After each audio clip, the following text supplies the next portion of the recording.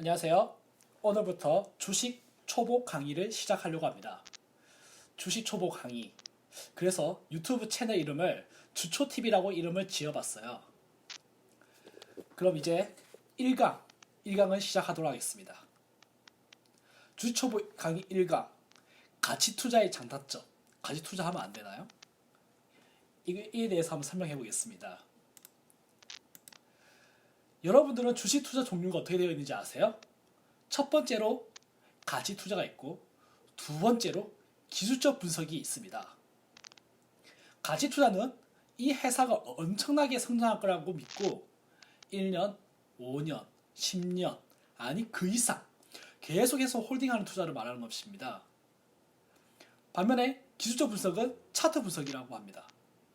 TV를 보시면 수많은 저널리스트들이 나와가지고 이 차트를 보면서 올라간다, 내려갈 거다 그렇게 하는 경우 보신 적 많으시죠? 그 차트 분석을 기술적 분석이라고 합니다. 과거의 차트를 보고서 미래의 주가를 예측하는 게 기술적 분석이라 할 수 있습니다. 저는 가치 투자가 아니라 기술적 분석, 즉 차트 분석을 하는데 그걸 앞으로 강의하려고 합니다. 다만 1강에서 가치 투자에 대해 짧게 말씀드려 보겠습니다. 가치 투자의 장점은 무엇이 있을까요? 첫째, 저점일 때 매수하면 신경 쓸 필요가 없다는 겁니다.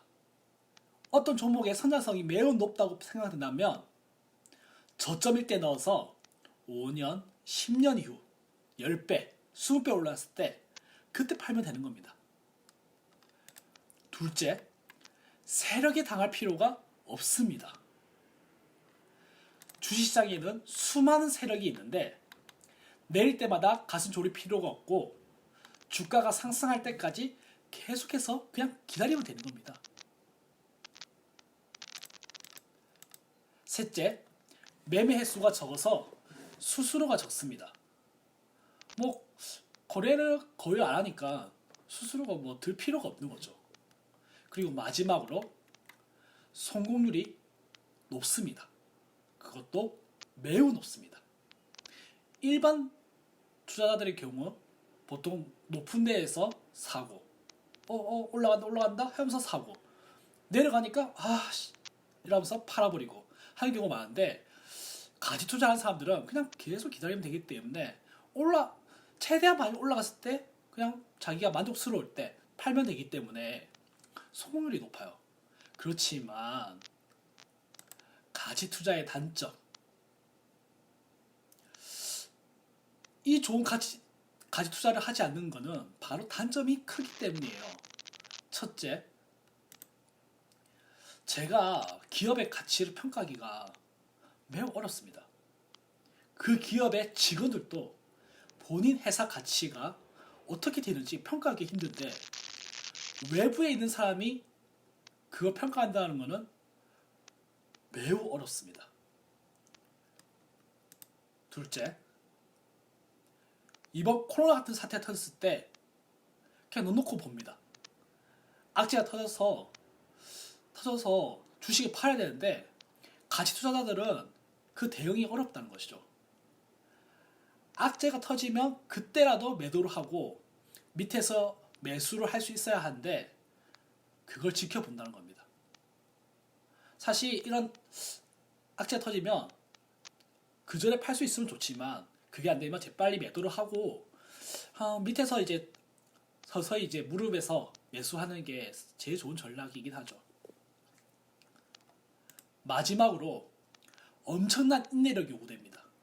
5년 아니 10년 동안 급한 돈이 필요 없어야 되고 그 돈을 계속해서 빼지 않고 보유하고 있어야 되는데 여러분들 그거 할 수 있을까요?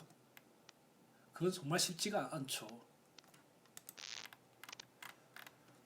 최근 코로나 사태가 터지고 나서 한국 증시가 내려가자 증권사에서 수많은 계좌가 신규 생성되었고 많은 사람들이 삼성전자 주식을 사고 있습니다. 사실 그동안 개미들은 삼성전자는 쳐다보지도 않았어요. 조금 내려왔다고 해서 그래도 삼성전자인데 하고 지금 신규 개미들이 많이 매수하고 있습니다. 하지만 외국인들이 이렇게 팔고 있는 삼성전자인데 과연 8만원, 10만원까지 올라갈 수 있을까요? 차라리 2배 올라갈 수 있는 다른 종목을 저점에서 찾는 게 더 낫지 않을까요? 같이 투자하는 사람들은 이렇게 유튜브에서 주식 채널을 보거나 혹은 고민할 필요도 없습니다. 본인이 믿는 종목에 100% 투자하고 10년 그 시간과의 싸움을 하고 있겠죠. 제가 알기로 지난 10년간 꾸준하게 성장한 회사는 바로 NC소프트 단 하나입니다.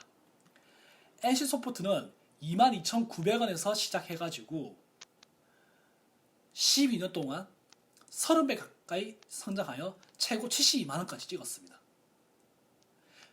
가치 투자는 바로 이런 종목에 투자를 해야 돼요.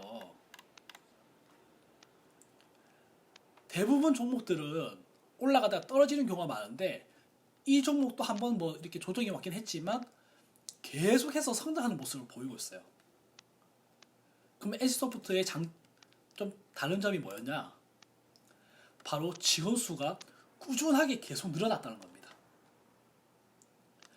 그리고 영업이익도 늘어났고요. 가치 투자는 이렇게 직원 수가 늘어난 회사에 투자하시는 게 좋습니다.